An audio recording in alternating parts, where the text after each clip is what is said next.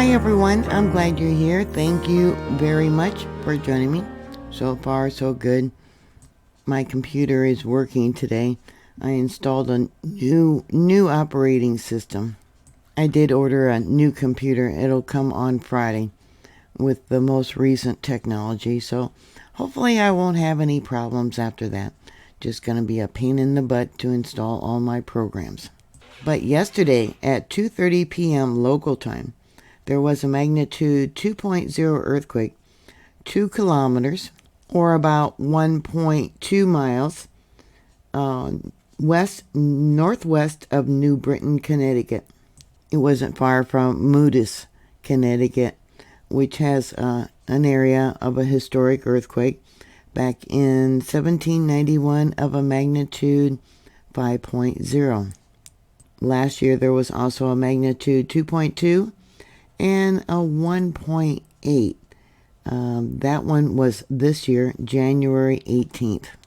At 5:13 p.m., and there was no damage reported, but it was felt locally, which is really surprising for a 1.8. As far north as Haven, I do have that marked out, or New Haven. You notice I got an area drawn out in red. This area actually has two different meanings. The meta-continent ridge, you can see it's a ridge system that extends, quite a ways. Let me bring this out. Or the eastern border fault zone. And this earthquake was within that location. This is an area where originally, supposedly about 2 million years ago, there was rifting. Yeah, the continent was going to split up. And I've talked about how recently there's been ancient rift systems similar to the New Madrid rift system that have been reactivated. Yeah, those faults have been all reactivated. Earthquakes in locations where they're not supposed to happen. There's another rift system.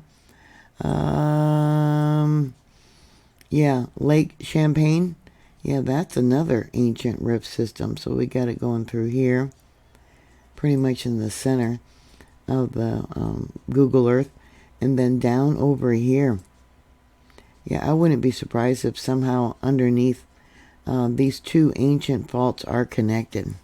Our Earth's magnetic field is getting weaker and weaker. And that is creating all kinds of interesting things, which I'm not going to go into. But supposedly it's creating where different chemicals are coming up out of the earth, causing lightning strikes. And also, some extreme weather. This area, too, has been having extreme weather. Increased cosmic ray penetration during a weakened magnetic field could enhance cloud formation by ionizing particles in the troposphere, potentially leading to a cooling effect.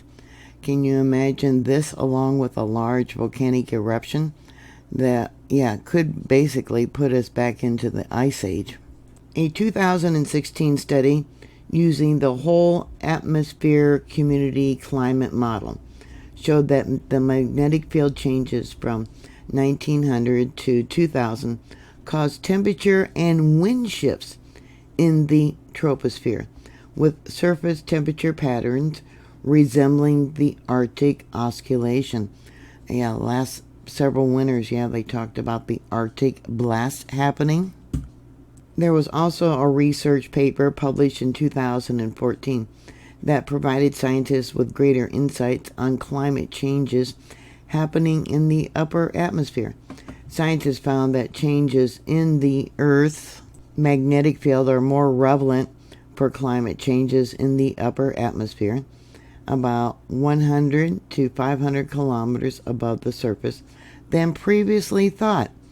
Understanding the cause of long-term changes in this area helps scientists to predict what will happen in the future. So they know what's coming.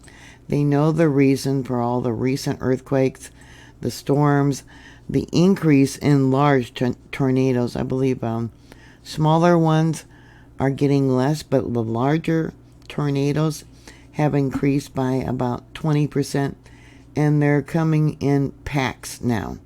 Not just one individual tornado, but in packs of tornadoes. Yeah, and it's causing different gases to come up out of the earth, which is creating more lightning.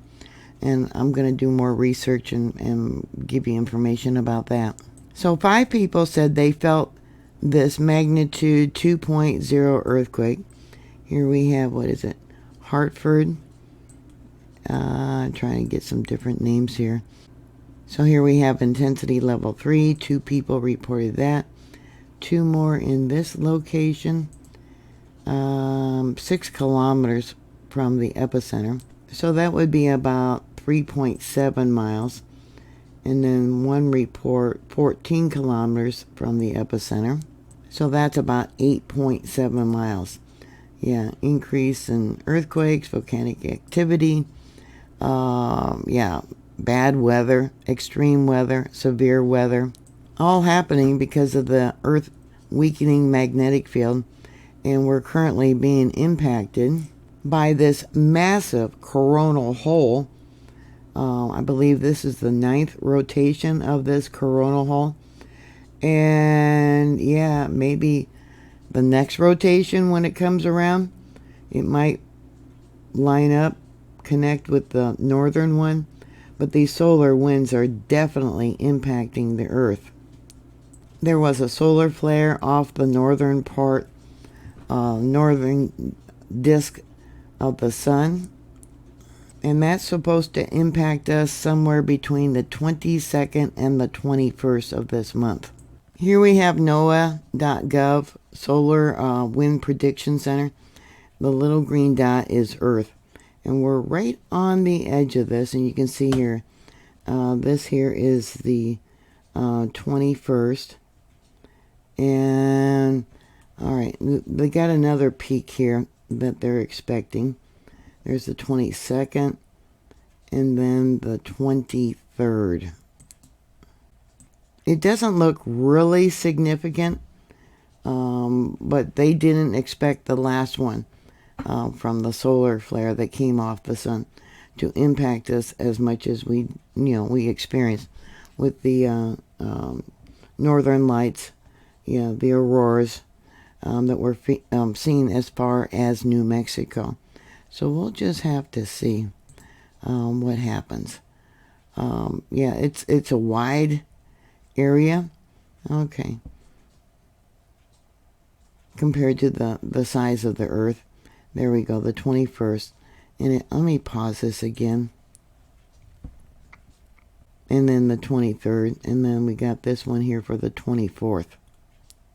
So that is a bunch of information that you can think about, chew on, as they say. Yeah, they know a lot more than what they're telling us that's going on with the Earth and the sun, etc. So what are your thoughts? Please put your comments down below. Did you feel this magnitude 2.0 earthquake that occurred yesterday afternoon? Please let me know. Thank you for watching. Please like, share, and subscribe. And I'll talk to you later. God bless you. Bye.